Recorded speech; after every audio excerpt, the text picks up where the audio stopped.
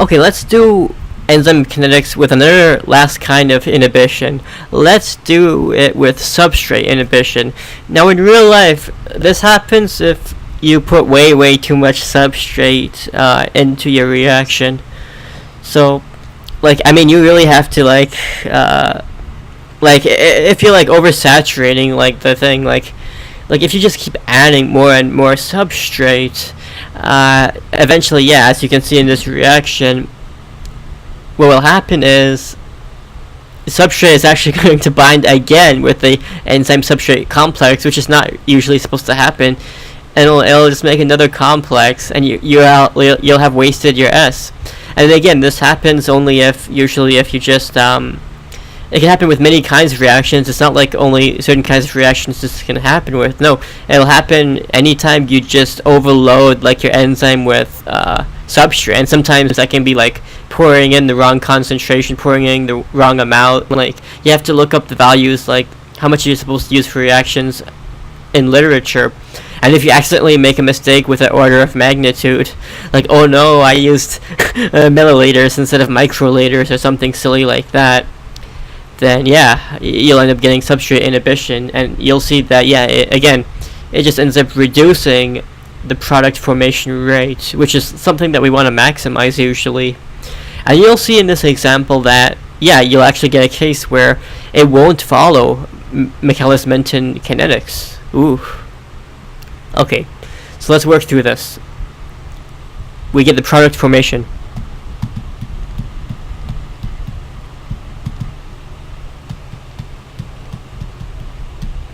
And we can use the fast equilibrium assumptions as usual. So I'm just going to be doing this in one step.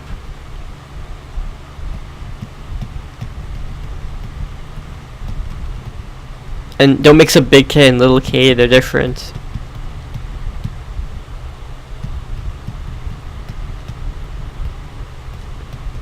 And this other one, equilibrium constant, is called KSI, so don't mix it up with like S and I. These are just subscripts. Okay.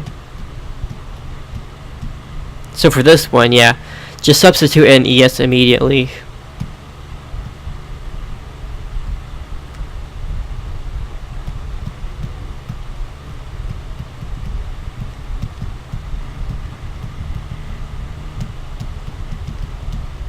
And we use enzyme conservation.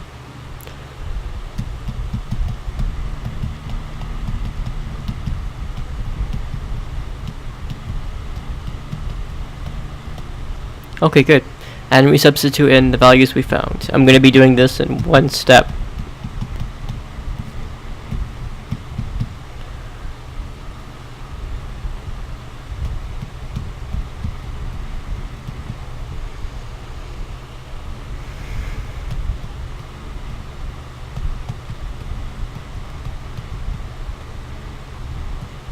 Okay, and we substitute all of this back into the equation for product formation.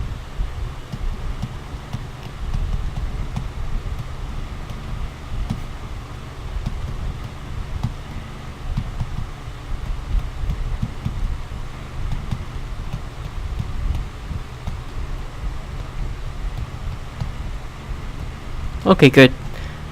And we can just distribute the bottom pieces.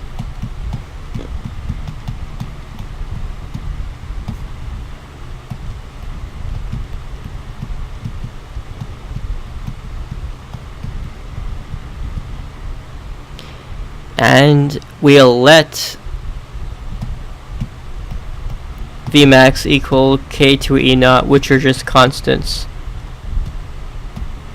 And now we'll get, as we can't get Michaelis Menton, but we've gotten as far as we could. And you know why? Because we have the S squared. You can't do anything with that now. And that's as far as we can go. Okay, good. And yeah, you'll see you can't have Michaelis Menton Kinetics because it's S squared here. There's just no way you can write this in terms of S. And yeah, that's about it. Vm is a constant, Km is a constant. Vm is the same as no inhibition case. But you can just see in general, when you do substrate inhibition, you end up increasing the denominator more than you have to.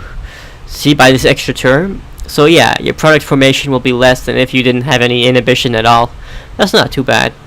And yeah, just follow the same rules. You find the product formation rate, you make the equations with the complexes, and you make enzyme conservation, and you just have to manipulate the equations to get what you want. And that's substrate inhibition. Hope you enjoyed the video.